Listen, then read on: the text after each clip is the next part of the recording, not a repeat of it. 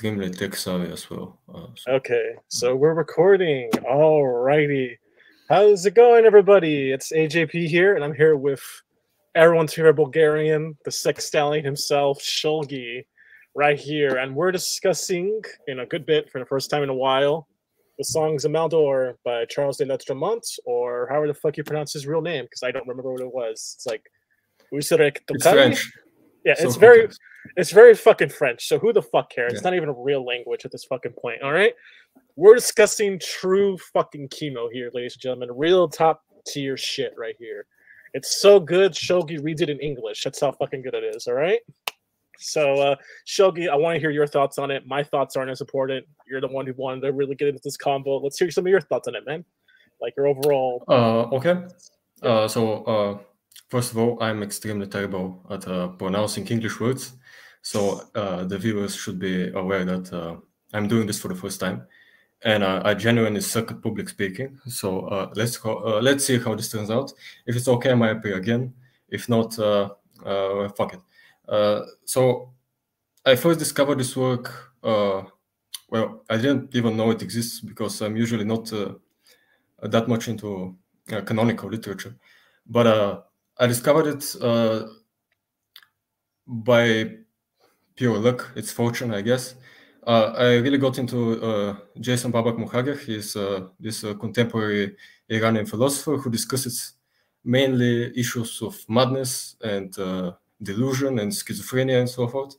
And he had this lecture series on cinematic evil, as well as cinematic evil and something called philosophy of the master, something of the sort. And there he brought up the songs of Maldoror as a extremely masterful piece of fiction, both as written by a master of the word, a fantastic wordsmith, I gotta say, absolutely wonderful style and poetry, and as a master of evil, because the book is mainly its main purpose is to glorify and in some instance excuse the existence of evil, and not just evil as an abstraction, but evil in its each and every disgusting and to some extent wonderful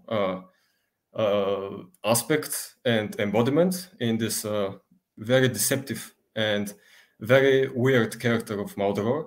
And since the piece itself is meant to be evil, because it's written by an evil man, it should, and is praising evil, in my opinion, and we're probably going to disagree here, the piece is lying all the time. It's the embodiment of deceit, of manipulation, of very professional and masterful narrative techniques that are meant to distance the reader away from the actual topic.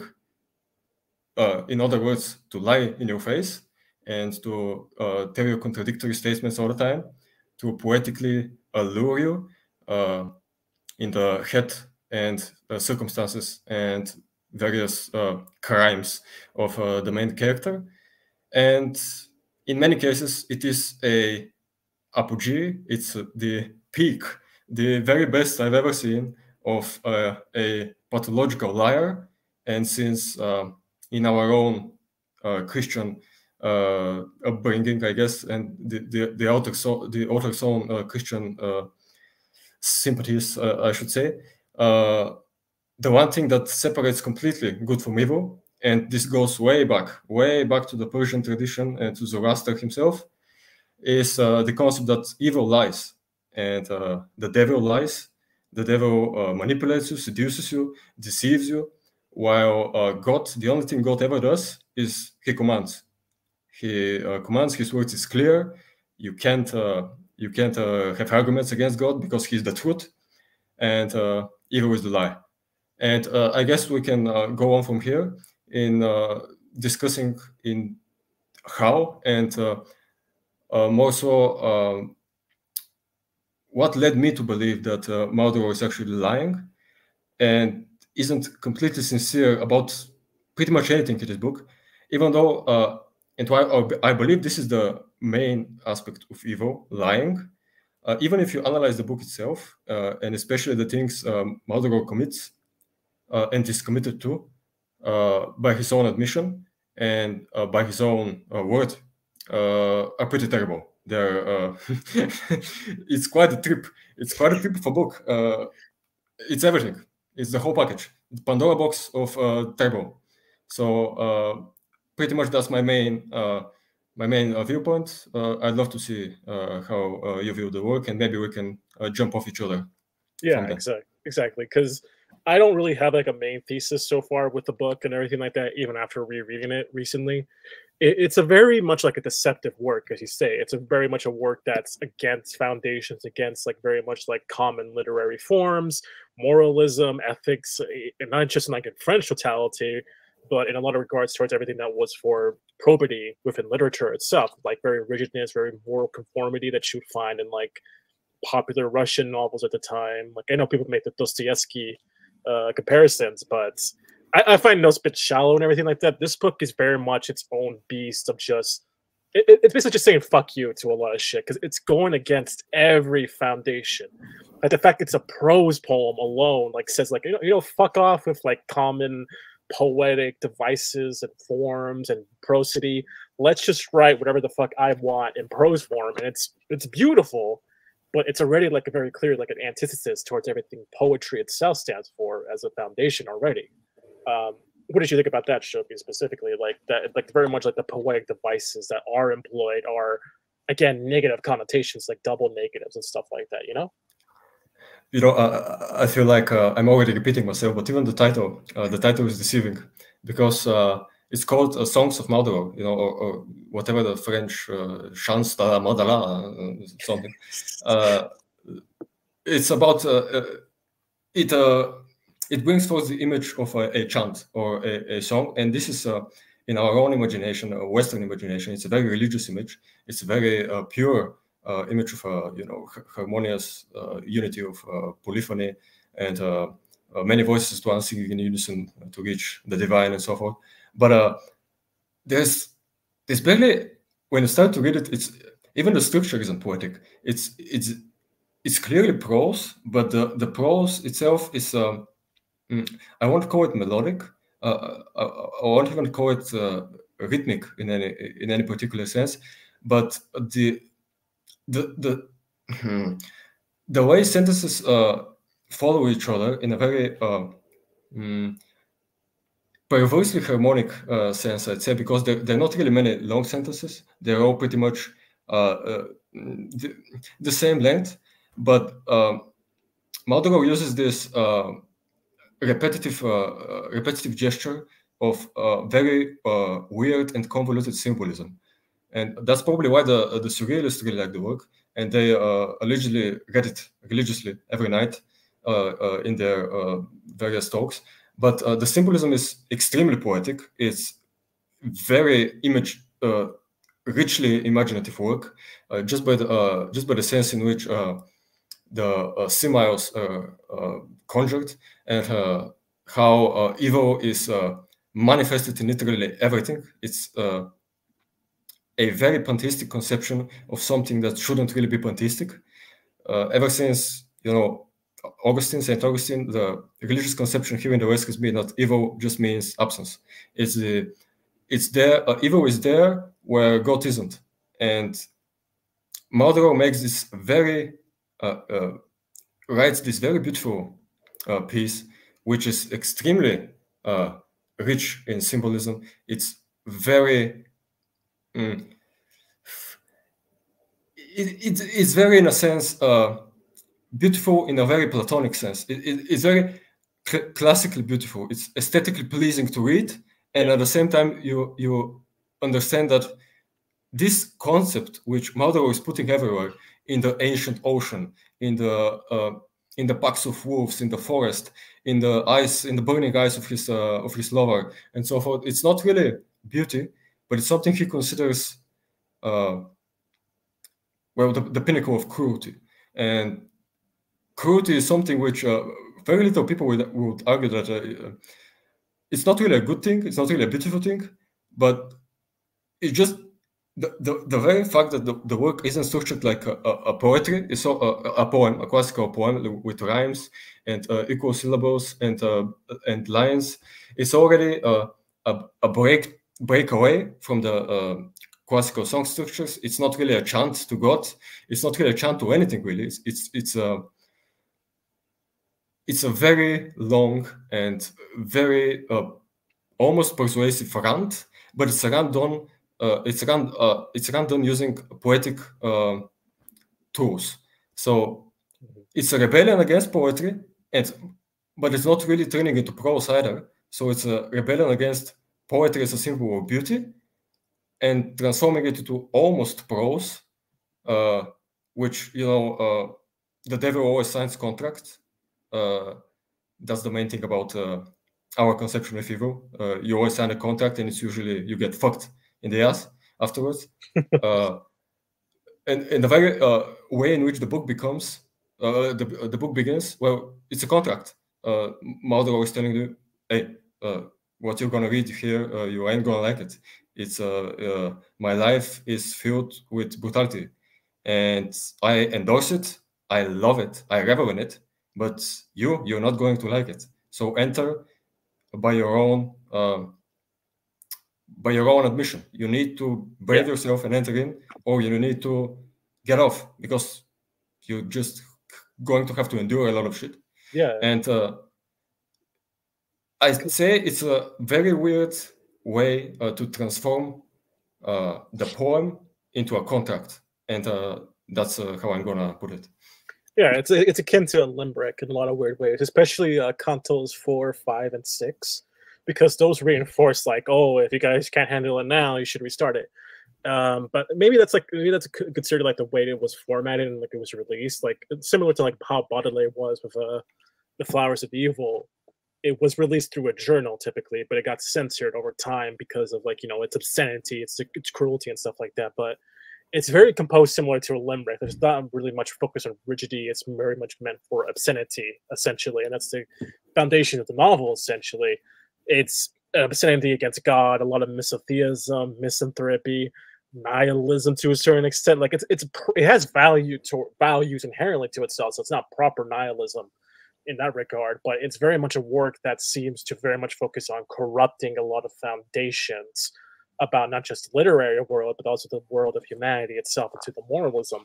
Like it's a weird contrast of like bountiful glory, beauty, of like admiring the natural, very primal worlds, maybe hearkening towards maybe like potentially Zoroaster as you presented before, or maybe more Greco-Roman stuff like that. A lot more of ideas regarding like more natural daemons against Christianity, so papacy, stuff like that.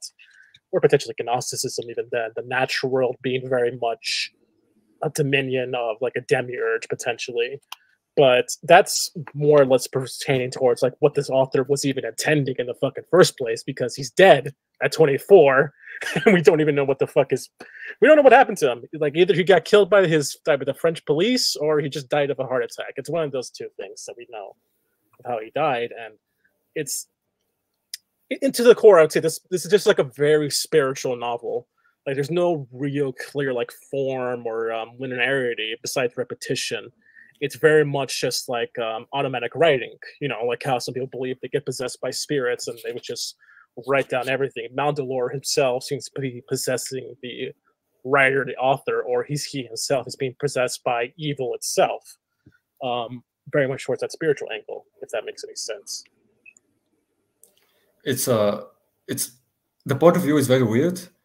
You'd think that it's always Maldoror speaking, but in basically half the book, he's not even present in the way he sets up the scenery.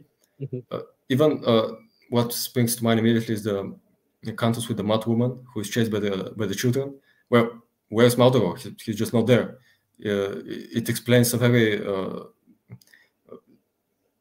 I don't know. It's a very confusing situation in which there's clearly a narrator, but he's not really a spectator either.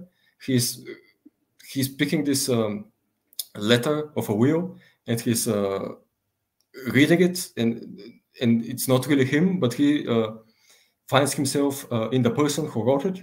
So there's a lot of very weird parts in the novel where you don't really know what's going on, in the sense that there's not a clear voice that's guiding you, which would be the opposite of what would be evil in this case. So it's, as you said, it's a very corrupting work, but I'd also add a further word. I'd say it's also very distortive. It distorts a lot of the perceptions we usually have about what a narrative should be and what a eulogy ought to be like. Because to put, I told you to bring up Goethe in this, but to bring up Faust into the picture, well, the first part of Faust is extremely linear. You already know what's going on. You have a clear voice, and that work is always being prophesized and put on a pedestal as an eulogy to the Enlightenment and to infinite knowledge. Well, we have a work here that's an eulogy to absolute evil and to an unabashed cruelty in the Artaud sense of his theater of cruelty. I believe it's basically the same idea, but in here you don't get a clear narrative. You don't have a story of any sort.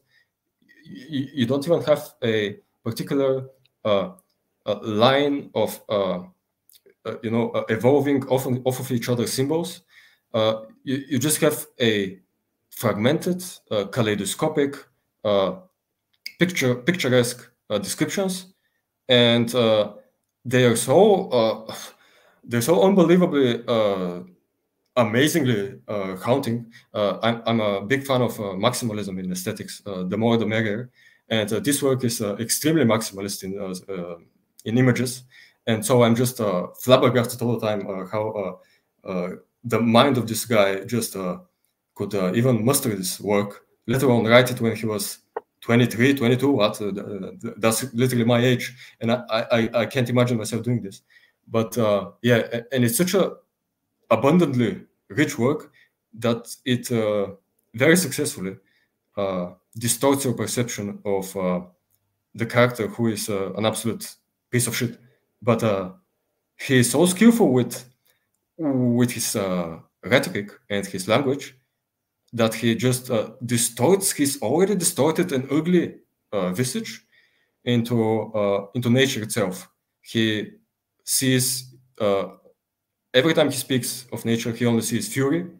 He sees unrestricted rage, and or at best, some sort of neutral identity of the ocean, of the ancient ocean that we would never understand, we will never encompass, we will never reach the bottom of. It's this Maldoror sees existence as a distortion, and this is very clearly seen in the very very interesting vision he has of the creator, which we can talk about later.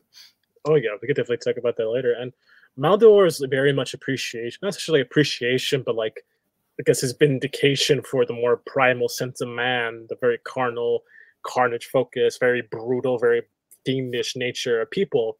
He believes it's vindicated through nature, essentially. Nature is like the most unabashedly like primordial and chaotic vestige of existence itself. Very fascistic, very like insane, essentially. It doesn't have all of that like preamble of morality or godliness or sacred duties or anything like that. It's just raw brutality, and you can see that a lot with the famous shark fucking scene that everyone knows about. The whole point of the shark fucking scene is essentially it is like a very much like a vindication and like a very much like a interstice of the primal predatorial nature of the most like primal alpha creature of the ocean, the thing that conquered the waves and mankind's own primal nature. And Maldoror fucks with the shark, a she shark as well. So like something that has like a nature of like a motherly conscience, essentially, to a certain degree. And he intertwines with that, essentially. It's a very weird scene. And I'm not going to act like it makes any type of sense because Maldoror throughout the story, yeah, he mocks logic. He mocks math and stuff like that, and how it's a substitution for God, but it's very much like a rigid solution made by mankind. So its own like fallibility, the truth is vindicated by nature of mankind's own like set values and norms, whereas God is like it's again like very sort of Astrian. He commands, he does what he so pleases with like the vestiges of mankind. Like he even compares like gold to that of mankind. It's just shit. It's God's shit. So it's nothing important essentially. It's very much an interesting analysis, like mankind's own pathetic nature, and it's a very clear disdain for God, as we've seen in Canto 4. That whole thing seems to like be sort of like a self-reflection from Maldoror himself a little bit about like the nature of his continence toward that of reality itself. He very much disdains humanity. He is a giant misanthrope, and I believe his disdain for humanity is actually what he projects onto the creator. And since, well, humanity is the greatest creation of the creator, so the creator must be some giant fucking asshole.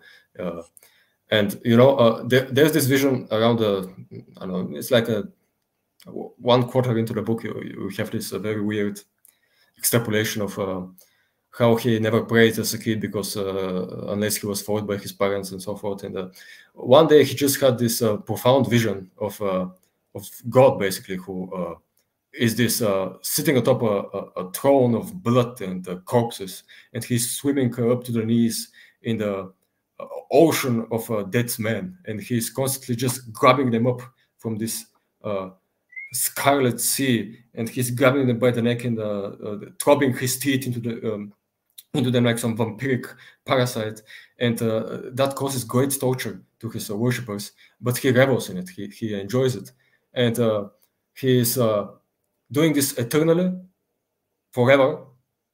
And Maldoror basically says he has created the world so that he can make it suffer, and he pretty much paints this monstrous picture of a extremely sadistic god, akin to, you know, Yaldabaoth or all these Gnostic images of the demiurge and the evil creator.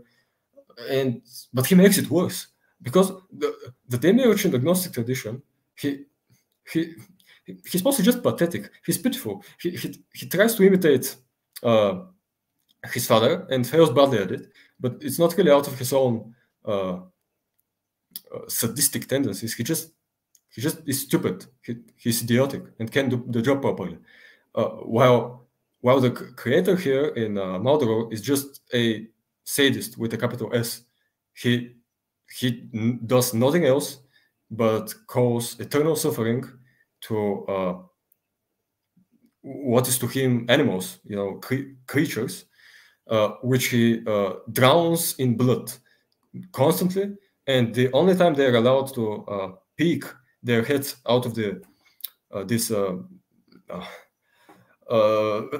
place without breath, where you're sunk in your own intestines, is so that he can take you and eat you slowly and very painfully, so that you can suffer more and he can be more happy. And you know, you can imagine Maldoror seeing this as I don't know, 13-year-old child, and his natural reaction being one of if not terror, at least disgust. So he is disgusted by this idea of he's disgusted by humanity, by the way they're basically, he calls them hypocrites all the time. He can't stand them, and so he just takes this image he has of humans, which is not very bright, admittedly, and ain't really much different from my own, and he just sticks it to God and sticks it to the creator, and he just basically blames by blaming the creator, he blames the world for being evil, but refusing to admit it.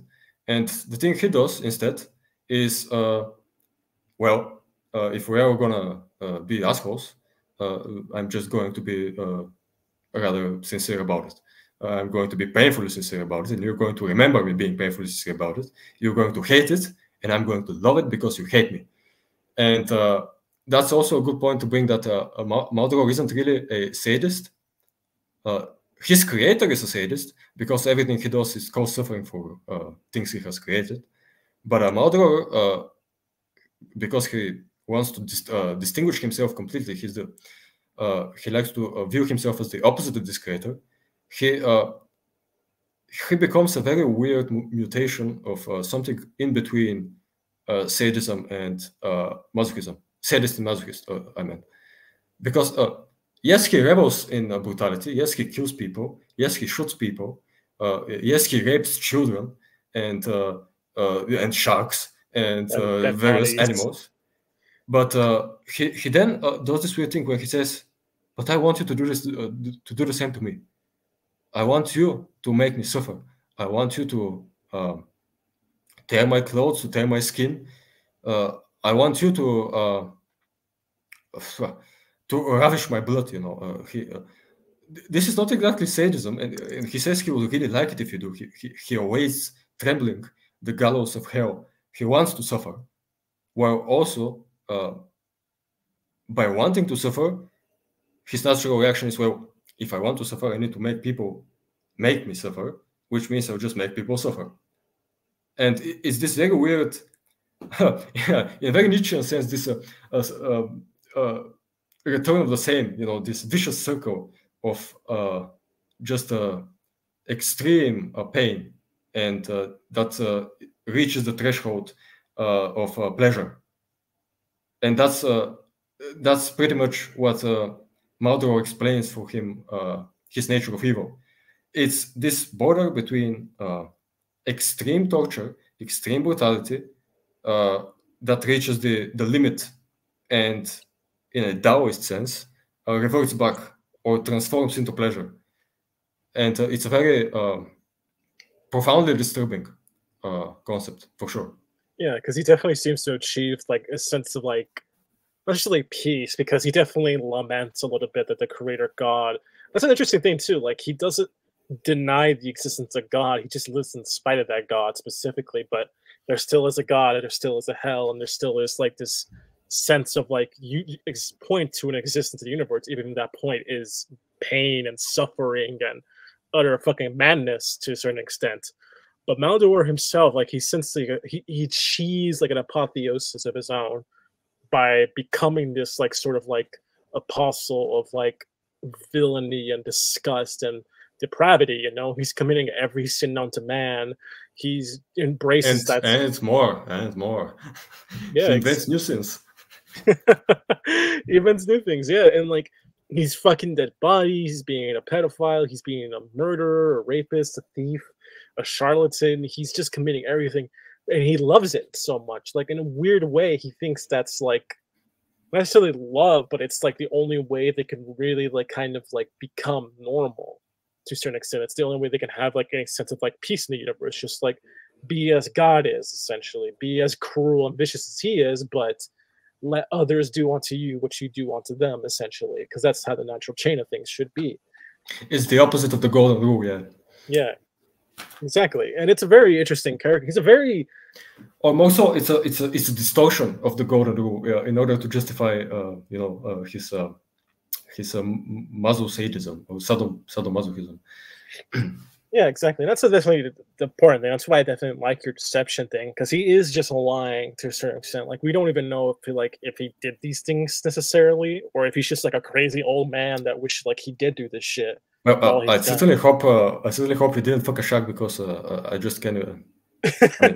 Like where do you even insert the sword? I mean, I don't know, but yeah. And this is just talk about his character a little bit more. He definitely feels like a socialite to a certain extent. Like I feel like he is like a socialite, higher case individual who got into materialism a little bit potentially, and rejecting notions of God. He's going through that whole apotheosis and crisis of faith and everything like that. And the reason why is because he has a very keen, not just vernacular, but a keen appreciation for mathematics, logical forms like syllogisms. He talks about that quite a bit within Canto 5 and logic itself. And he talks about the celestial orbit. He very much focuses on like sort of a predestination and fatalistic countenance towards his nature, which is contrasted by this very much keen appreciation for math and science and the natural sciences, botany, just agriculture in general. Like nature seems to be his most like keen appreciation. I'm not sure as to why that is. Maybe it's because it's the rejection of God itself. Maybe it's because of a commentary on Catholicism's like own Albertism and Thomism. I'm not quite sure what to attribute with that specifically. It's just an element to his character I never could really focus on too well.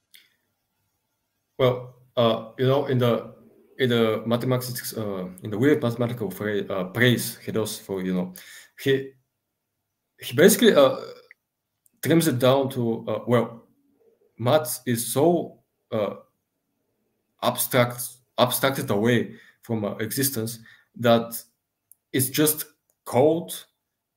He uses precisely this adjective, code, and emotionless just statement. It's mathematical axioms are just that they're code statements that you must take for granted, otherwise the entire thing falls apart. But one is just one. 1 + 1 is 2. No matter which planets you're located on, no matter which which universe you invent out of your ass, which weird justification for metaphysics you do in your world building, numbers are extremely difficult to escape. I don't know exactly why, but even when you try to remove everything, you're left with 0, which is still a number. And it seems that counting is just a very primal, very distinct from everything natural, in a way, function of our minds, which will just be everywhere.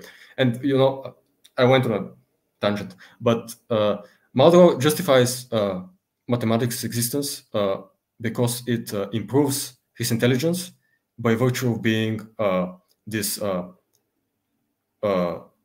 truth that's independent of everything else. It's just, as I said, a cold truth, and for some reason Maldoror should be the one. Sorry about that. Yeah, it's something else. Maldoror should be the one that actually hates the shit. He should actually disdain it, judging by everything else he has written before this segment. But I don't know, in some weird sense, the way that not even the creator could say something about 2 + 2 is 4. What's the creator going to do about it? It's a fact. So yeah, exactly. In this weird Platonic sense, it maybe is just some sort of going away from nature, and maybe in some weird devilish sense, Maldoror is actually attempting to escape nature while also praising it all the time. So it's a very contradictory work, of course. Yeah, like I was thinking maybe it was relating towards like numerology and stuff like that from the Bible and stuff, because 6 cantos, 666, number of the beast, cringe gay shit like that. That was that the month did. I thought it was mainly due to that. Like he thinks numbers have like this association that are definitive. Like the definition, like the spirit of 6 is associated with the devil. Like nothing's gonna deassociate that. Like 6 apples, 6 things. Like it's a very cold and feeling number. And now you have 6 cantos for the actual poem itself, which represents, this is a devilish work, and it's very evil. And I presume like Poeses, if that ever did get finished, it would have had like a similar, like I think 7's like the associated number with Christ, I think, or at least something heavenly. I'm not sure. I'm talking out my ass right fucking now, but definitely like a holy number that would be associated with God and the heavenly Trinity and stuff like that. Maybe that would have been like how Poeses would have been formatted if it did have its due process in the writing process. But instead, we have a very different contrast of just maybe it's the fact that Maldoror just views numbers. Here's truth. God, it doesn't work God works in mysterious ways, but here's truth.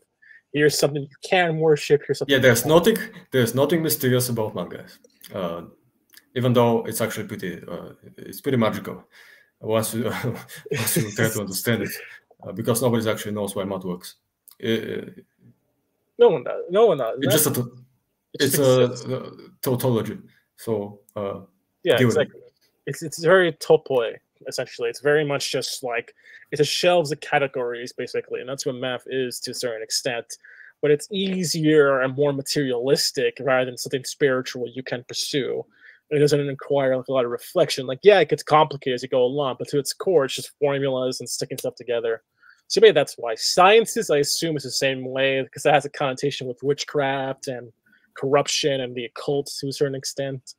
But it's that's with the previous connotations. It's not modern connotations. It's nowadays like when he was going through his life. It's just more or less just like, oh, here's something that got associated with this or that.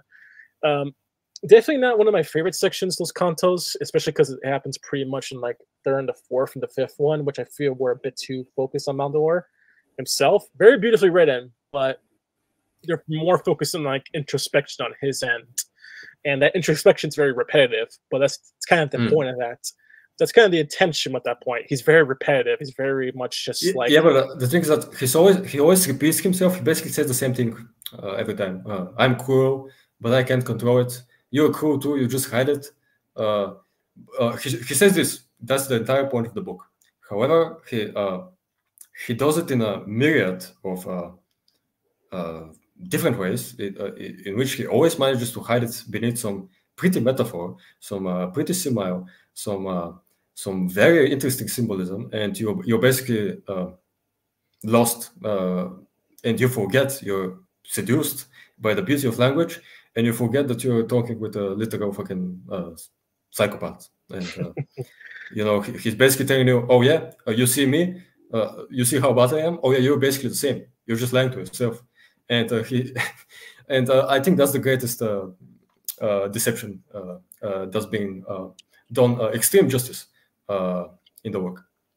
Oh yeah, definitely, and that's definitely an aspect I can appreciate a lot, especially since you brought that up. Is we're being lied to effectively. We are being very much like aggrandized and lulled into evil and into all its incarnations, and it's akin to being seduced by, of course, like the serpent and everything like that. But that's an interesting thing. Maldoror doesn't really have like any like typical like snaking or Slytherin symbolism in the work. It's very much more like he's messing with symbols of might, of power, very things that are conquerors of the seas and conquerors of the sky, or are very predatory, or like that one scene where he's talking about the glowworm, and the glowworm's just saying like, "Hey, go kill this one woman. She represents prostitution," and he just kills the glowworm after it's done talking. Very weird scene. I love it. Interesting thing there is that represents like typically like life and hope and a symbol of that. And it's a very interesting little scene. Like he's talking with these animals, he's very in tune and stuff like that. And it's basically just like a continued, reinvigoration of just like reinforcing that point. We're all evil, but I think to a certain extent, like to the meta perspective, it's a commentary on very much the banality of evil itself. Evil doesn't really have like a lot of complexity to it. It's just kind of a mainstay, basically. And we'll get into poesies soon. I don't know how you pronounce it, poems. We'll get into that one soon because it's an interesting contrast with Maldoror and the whole overall point that Lantern Monk. We can also talk about, for example, if we're going to talk about Rimbaud, we can talk about Season in Hell because it's also an interesting piece that tackles similar themes. Yeah, exactly. But in a very different way. Because Rimbaud is extremely, he's vicious. He's just telling you, I'm doing this. I'm telling you, you're going to do this as well, and you're going to like it. And he's like shoveling down brutal metaphors down your throat, and he's like strangling your neck.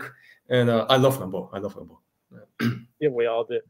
Yeah, definitely. We'll talk about that in a bit. While while Rimbaud is extremely direct and brutal, and in many cases barbarous in his language, the beautiful thing about Maldoror is that he sounds like a fucking, I don't know.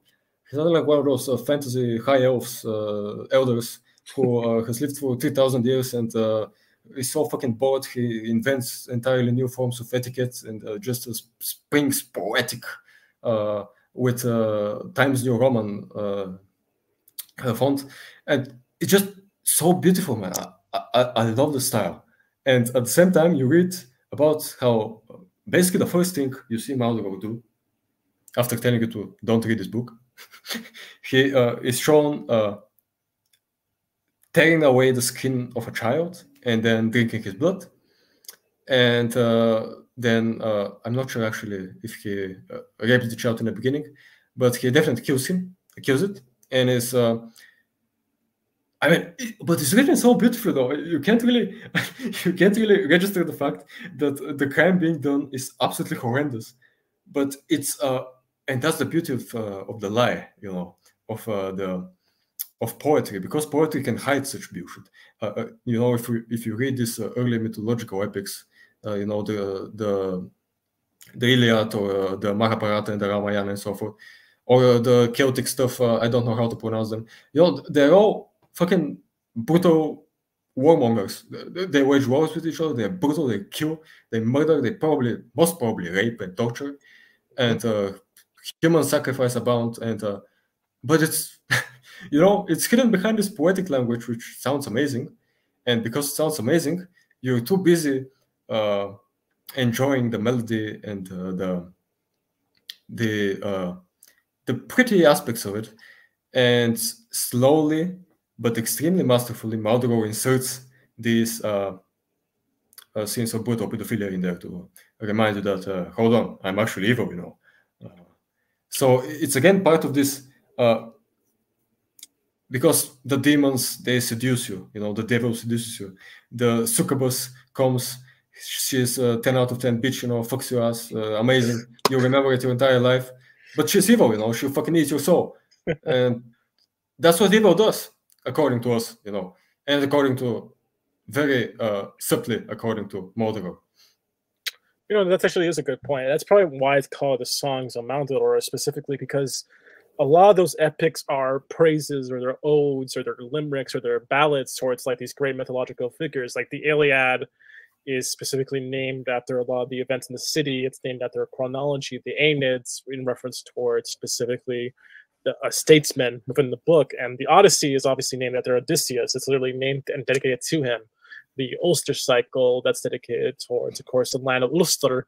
But the legend of Cuchulainn stands its own little thing, or the Battle of the Brown Bull very clearly talks about this event and everything like that. It's in the book, and its vindications for Maldoror. It's a vindication against everything poetry stands for, and really does break down, as you said, breaks down all the bullshit, talks to you in pure, beautiful prose. Beautiful prose, yeah, definitely. That hides a lot of the gory shit, but when we look at all those heroes, they're very patriarchal. They're very like maintaining the status quo.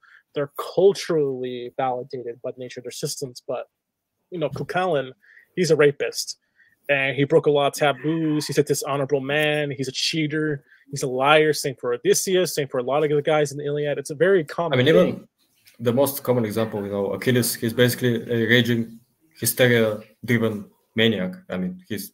I mean, that's awesome, it's metal as fuck, but yeah, you don't want to stand near him when he's a testosterone-filled man-child. That's basically what he is to his core, essentially.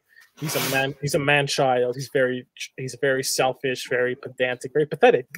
We really look at him, but he's glorious by that standard at that time. He's also gay. Yeah, he's dead. That's the core thing right there.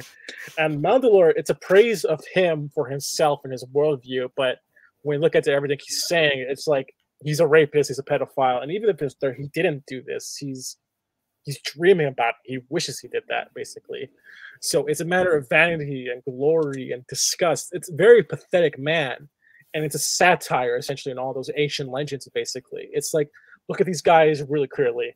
They're rapists, they're murderers, they're warmongers, they're pathetic men from a pathetic era compared to what we have now in a civilized society, which... Poesis talks about, essentially. Poesis, that's humanitarian. That's a praising of everything we have for intellect, civilization. It's very beautiful. Very well done. Yeah, for sure. I very rarely say this about a piece of fiction, but if I thought it has impressed me aesthetically, you've got a gender. And, it's such a weird book for all the reasons we've discussed so far. Really, the only thing that comes close in terms of such a lofty praise of a single person is, in a completely different continent, in a completely different direction. It's the Spoke Zarathustra. That's it's written in a similar manner, but it praises completely different things. And it will actually be really interesting to compare Maldoror to Zarathustra and probably narrative techniques and pure oratorial masterwork. I definitely see that. Yeah, Because Zarathustra also lies all the time. He's a liar.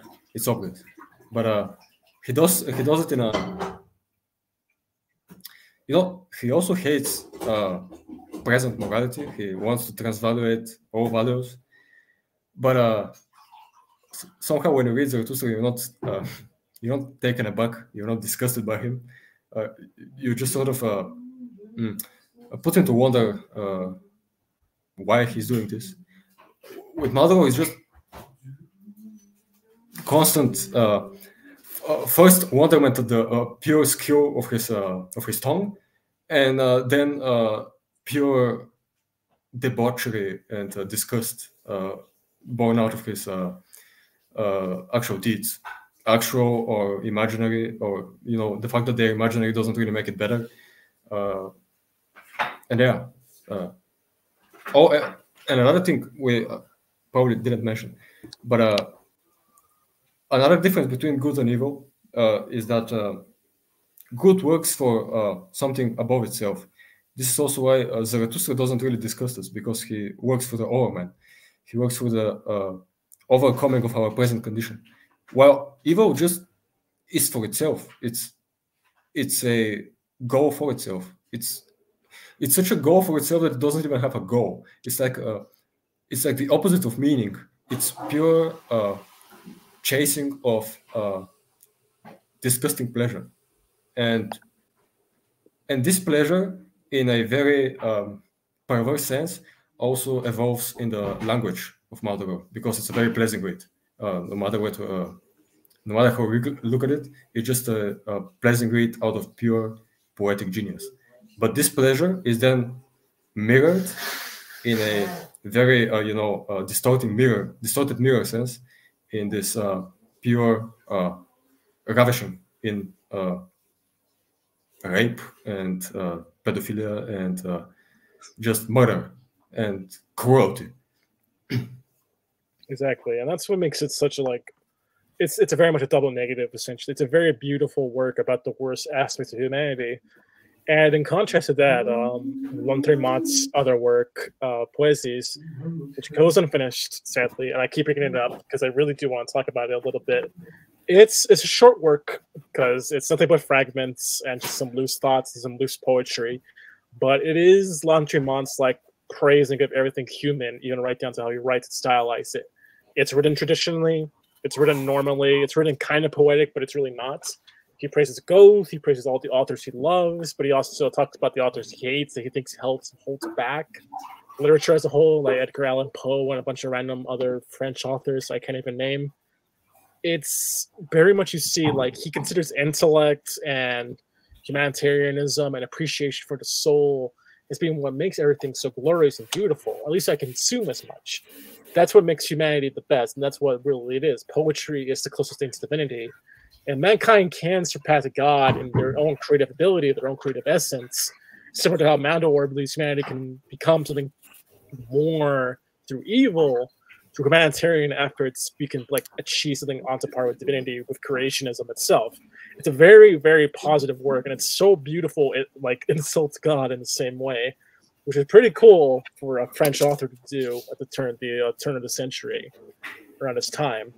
And you can see that a bit in the authors he inspired, like Charles Bukowski, William Burroughs, William T. Goldman, and stuff like that. And the surrealists, they took a lot of that inspiration, the futurists as well, from this book, which is really, really influential for some reason, because it's just one guy. Yeah, well, nobody really talks about it, but it had a profound impact on mainly the avant-garde, but it did influence a lot of important people, and especially influenced the surrealists, because the work itself is extremely surreal. It's basically surrealism before surrealism in many ways, with all the meandering metaphors and the constantly complicating themselves into very weird imagery that you won't really connect with the topic. In the same sense that surrealists invented this hyper metaphor that just goes on forever until you forget what exactly the metaphor is metaphorizing. And yeah, in this case, the work is outcoded a hyper metaphor in this sense, because yeah, it's a work about evil, but the evil deeds actually done are a very limited part of it. In some parts, it's actually kind of weirdly endearing, especially the scene with Maldoror and Mario, where they just talk about, they talk about how humanity is fucked up in their head, but it's nothing really that, it's nothing that, for example, we won't discuss because we are something of a misanthropes ourselves. Mm-hmm. But it's not evil in a sense. It's just cynical, and it's also cynical in an extremely poetic way. So it becomes rather just poetic. And this hyper metaphor of constantly bringing new events, new things, new persons, mud people, pirates, divers, sharks, crows, whatever. It just stacks and stacks of metaphors until you forget that what's going on. You're lost in images, and I guess in some sense the point of evil is also to make you lost. It's to offer its hand and take it with you in some labyrinth or misty forest until you have no idea where you're located, and you're already fallen in its trap. Yeah, exactly. And it's definitely I think the reason why this is so inspirational for the surrealist is because it's so fucking dense with that imagery. The imagery in this book, like, guys, seriously, if you have not read this book, just fucking read it, because it's just like the we imagery. Can read quotes then afterwards. Yeah, exactly. Like, I'll pull up some of my favorite quotes from it as well. Shulgi has a lot of them saved already, so he can get on that. But just so much evocative symbolism and metaphors and illusions that are interwoven so beautifully, and really specific animals that create a very specific image, like the Andorian hawk metaphor that he uses like 8 fucking times throughout this book. And it's just like, and all the brows, always the brows. Always the brows. It just talks about the arching brows or the light falling over the brow and shit like that. Very specific metaphors that just can't get out of your head.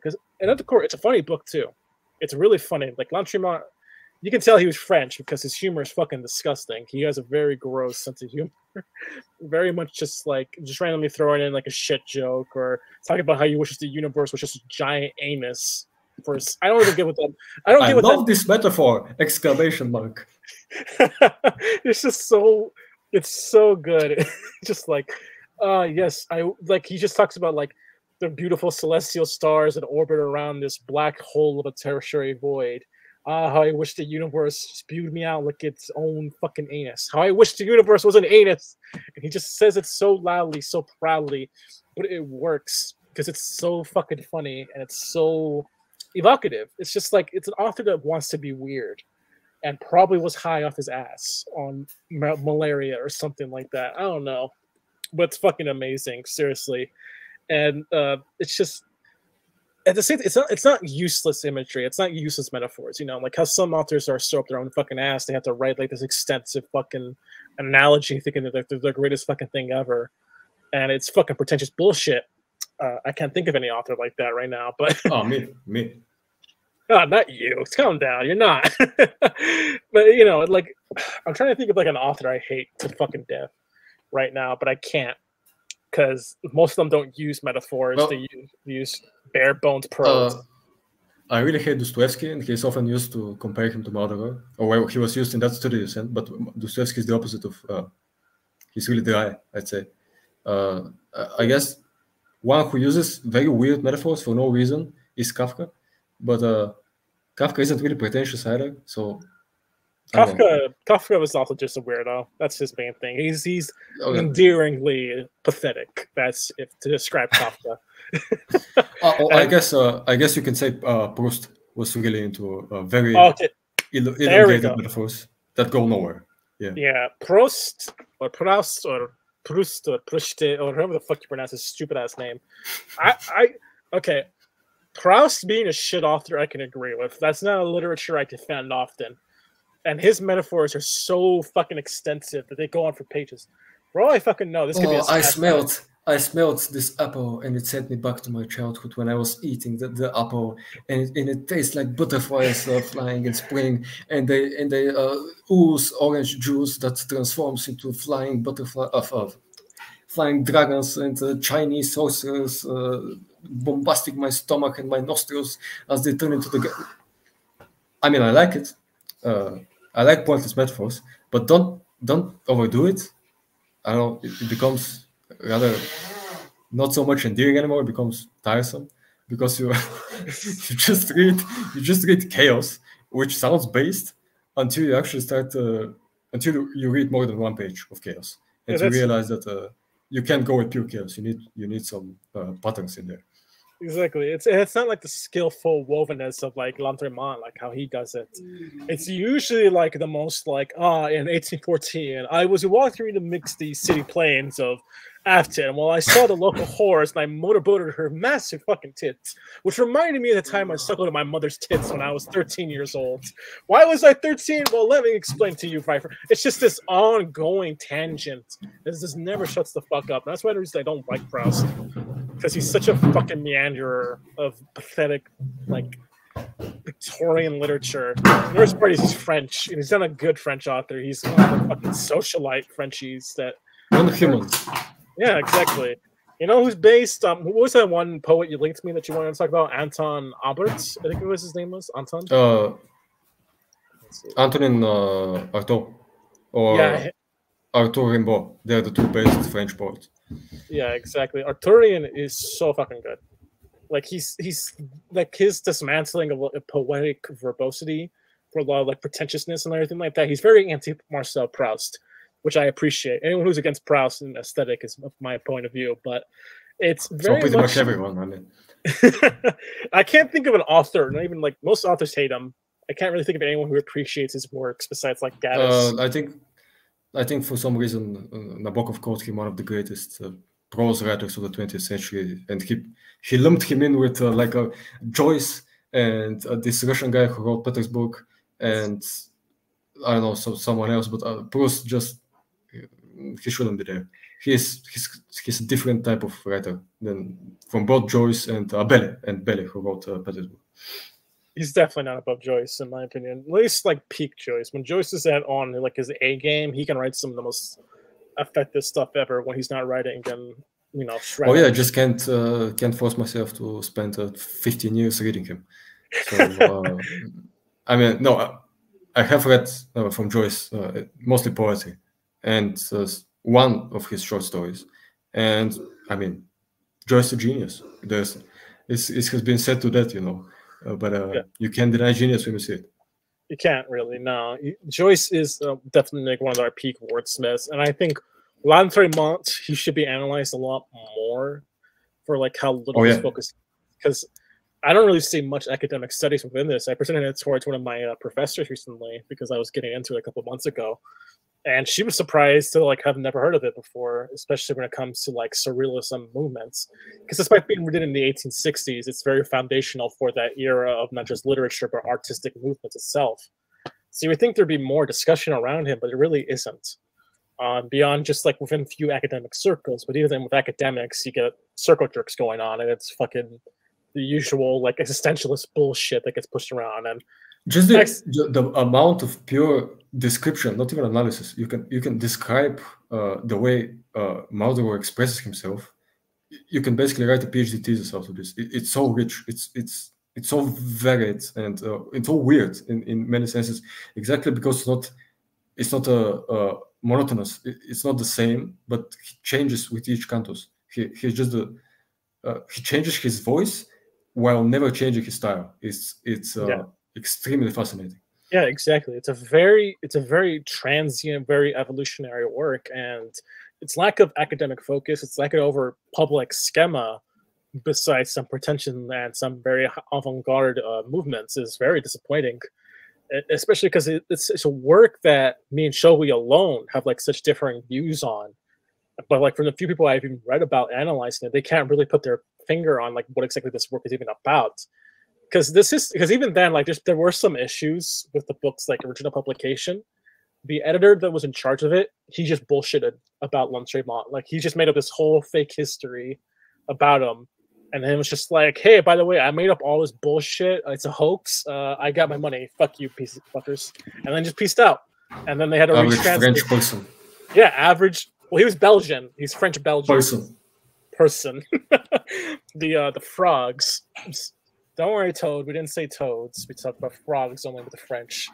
We're not that big of racists.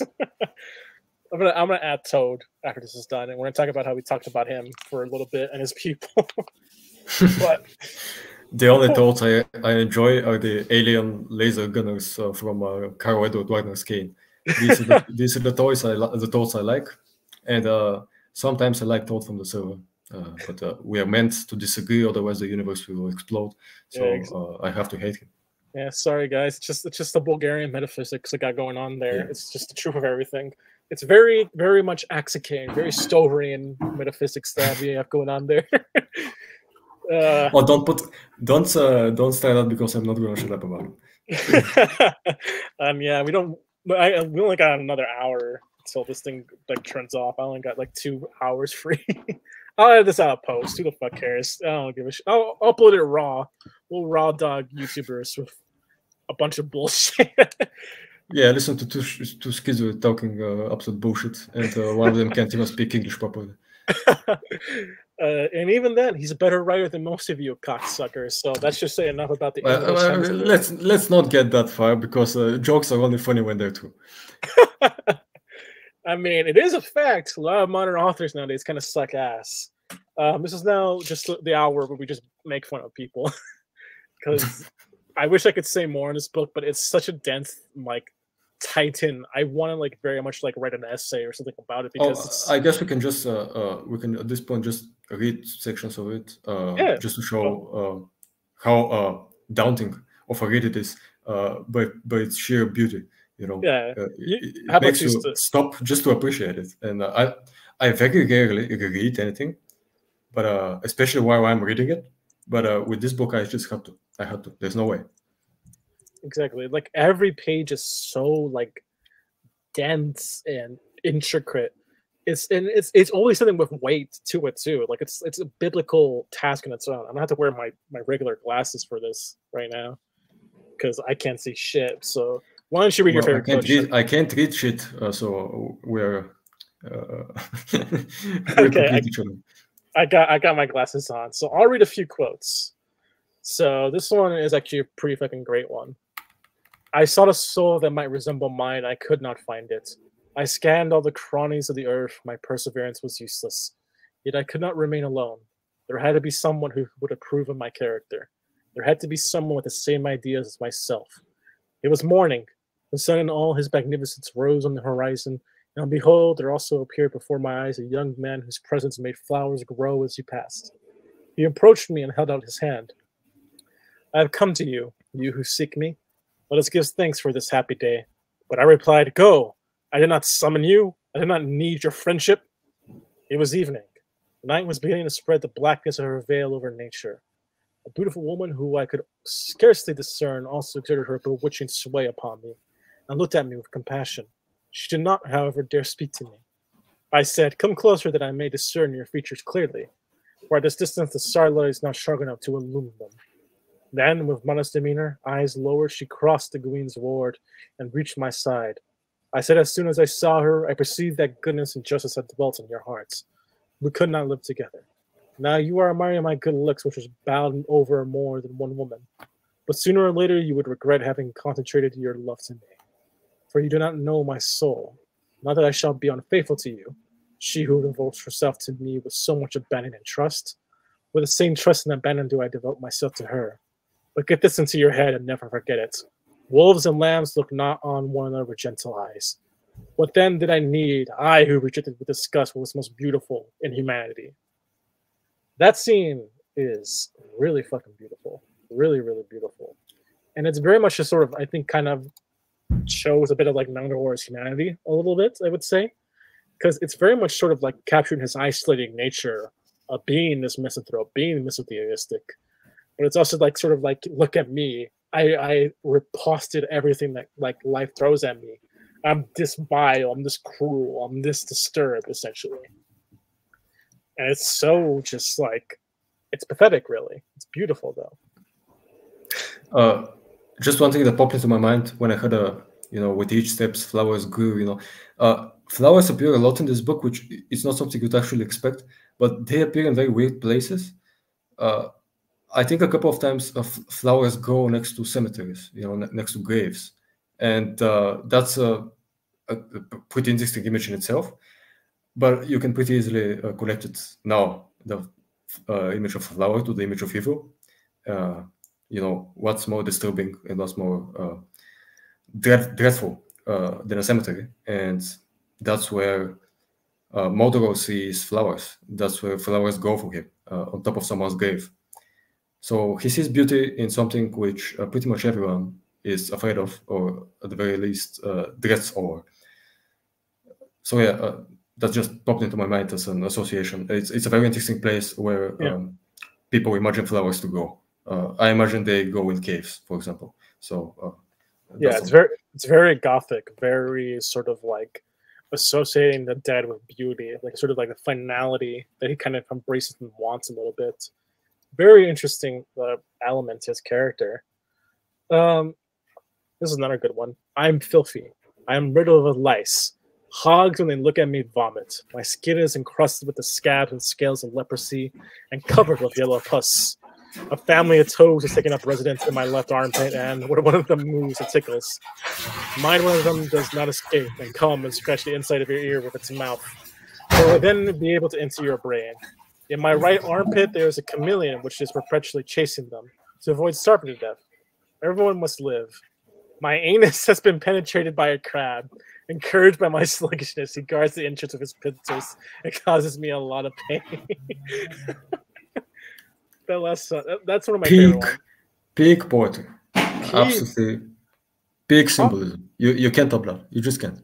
Obviously, you need to be Rumi or something to top that. It's impossible.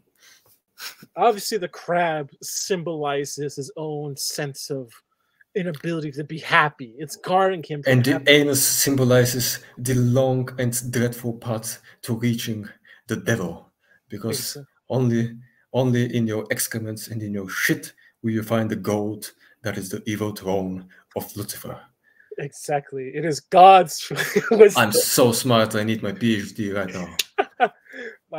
Where's my English degree? Where is our English degree, you sons of bitches? Oh god, I wish I could read this one, but it's so fucking long. Oh my god. I'll need water for this one, man. Like, let me show you. Let me see if I can. Oh, I can't link it. Hold on. There we go. So, it's this one. Look at this. It can't even fit in the... Bro, it can't you want me to read it or? Hold on. It can't even fit into the... It can't fit in the chat? No. It can't even fit into... It's just endless cinnamons and like... Oh, yeah. This is pretty good. Yeah. This is amazing.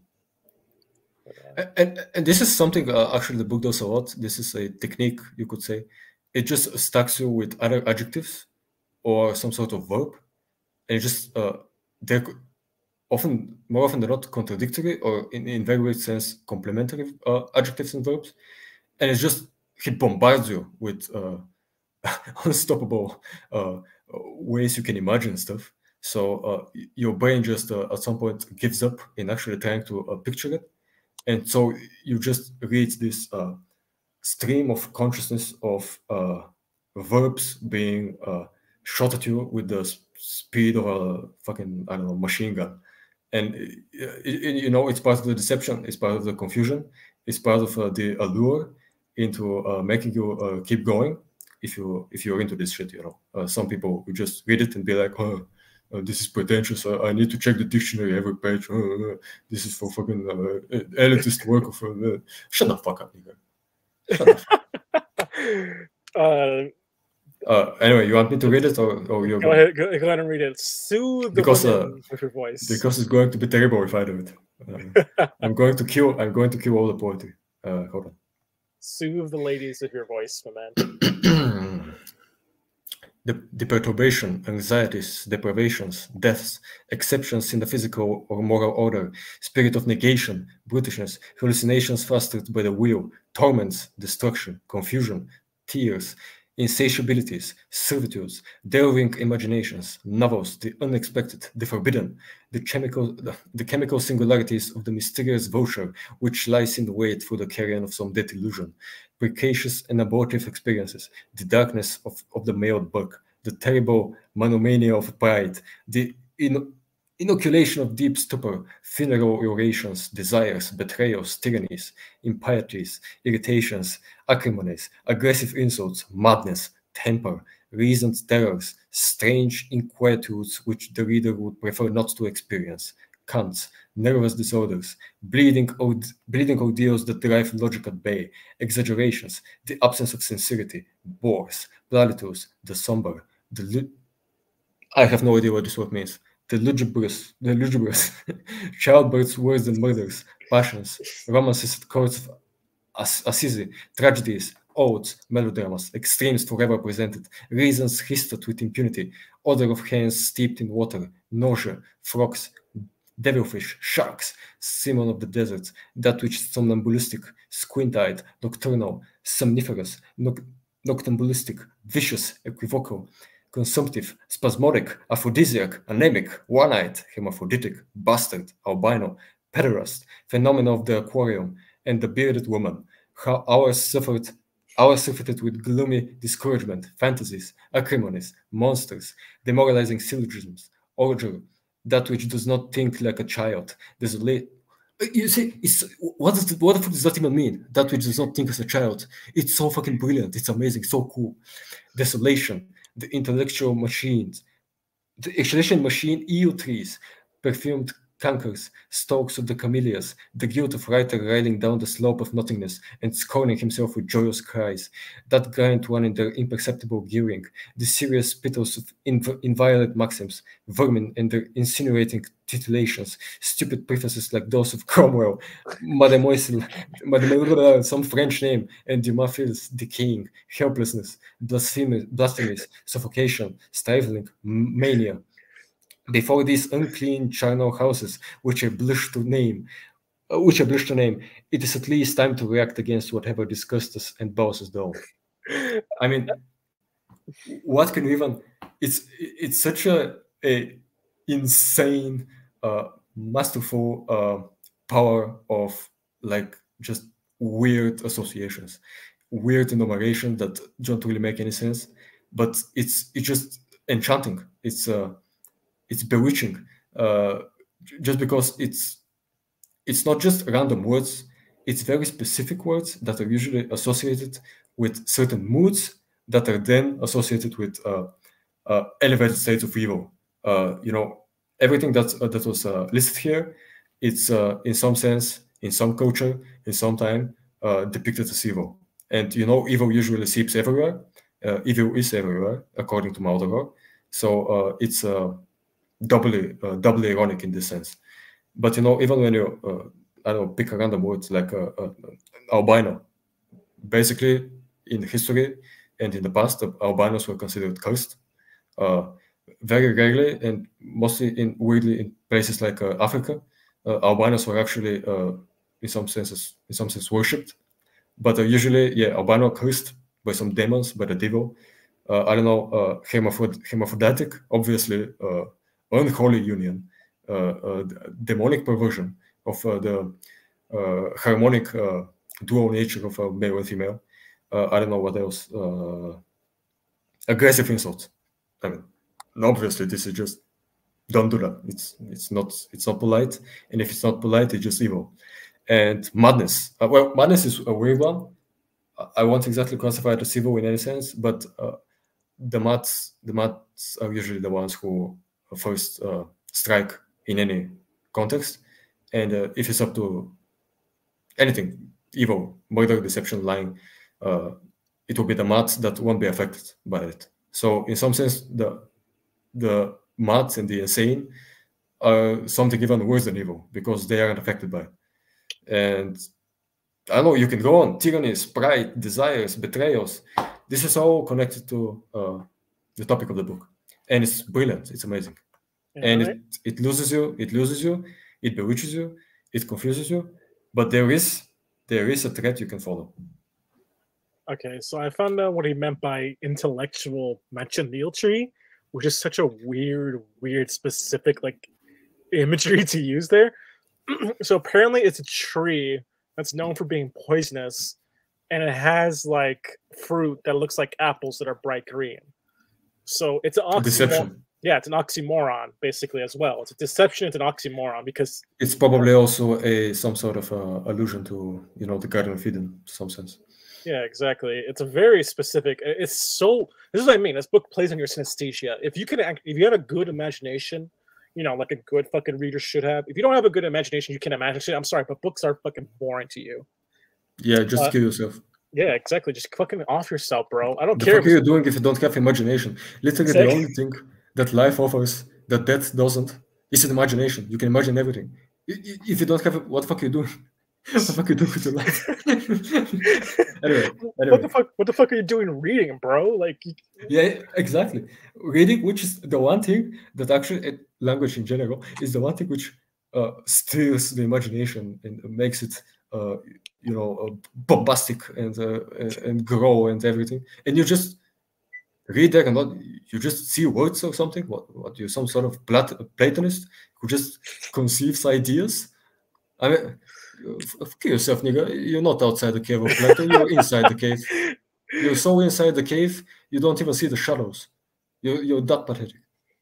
Oh my god, it's just like, oh yes, I love these words. These words are so good. I just sadly they just process. I like the sound of the syllable. Oh yeah, proper heteronyms. That's so beautiful. Homophones. Same, not homophobes. Beautiful enumeration of synonyms. Oh yes, the wonderful syntax. It's like, my god, it's such a boring way to fucking. And what I find funny is like the pot shots and like these authors that you could tell he likes. Is like, will my most evil persona hate? Oh yeah, he hate Cromwell, Mademoiselle de Maupin, and Dumas. Yeah, that's what my true evil OC would hate. It's you guys. It's totally not me. I like these guys, as you can see in my essays. I think that's a good note to end it on, because that book it encapsulates everything that's great about this novel: the syntax, the prose, the imagery, the humor, the satire. It's amazing. It is a perfect book, and I'm glad Shulgi got me to like come out on my YouTube drought to like talk about it, because it's so fucking good, and it's a masterpiece. And you guys should fucking read it. You fucking nerds, read some good shit. Yeah, actually, diversify your own library, because if you actually want to write, and we mostly read because we want to write. I don't know why you'd read otherwise.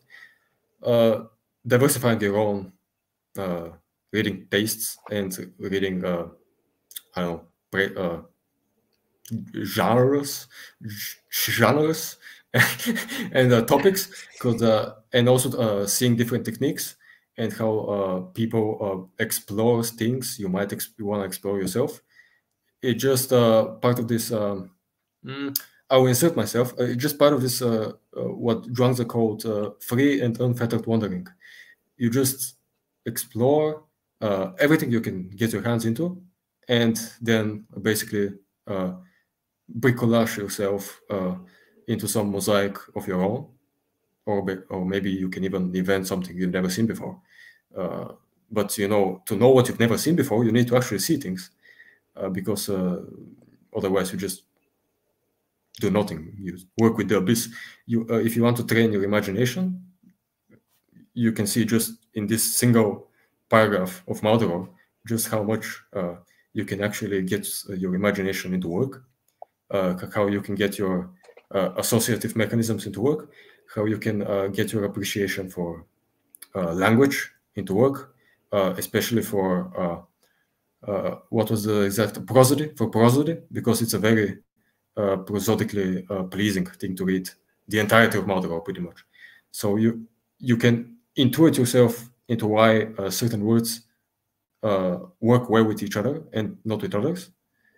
and you can also see how you can mask. Mask is a very beautiful word, actually, very fitting. How you can mask your own debauchery in these. If that's something you want to do, of course, it's something I won't advise you to, but Maldoror is the perfect example of how you can do it. Exactly. Be as debaucherous as you can. Write your fetishes in your books. That's what we endorse on here on my channel, and what we endorse in Shulgi's metaphysics, as crazy as they are. Thank you guys for tuning in and everything like that. I wish Shulgi had a channel I could leak. He used to have one. I'm pretty sure you deleted it, didn't you? I still have one. I just deleted the videos. Okay, just yeah, no videos right now. But he had two. He deleted those. I know you did. Just send me the link. No, they just. I've just privated them. They're saved. So I'll do them better, and then I'll publish them again. Yeah. Okay. Shulgi's a perfectionist, as you can see. Anyways, I'll link his channel. I'm the opposite of a perfectionist. don't distort people's image of me. Okay, Shulgi's whatever he wants to be. That's what he is. I'm not gonna get corrected again because we got to. My will or I want, as my favorite character would say. Exactly. Thank you guys for tuning in. Shulgi's awesome to have around. He's one of my best buds. Thank you guys coming in, and I hope to have some more of the guys around maybe next time. Anyway, guys, it's AJP and this is Shulgi. Peace out. You guys have a good one.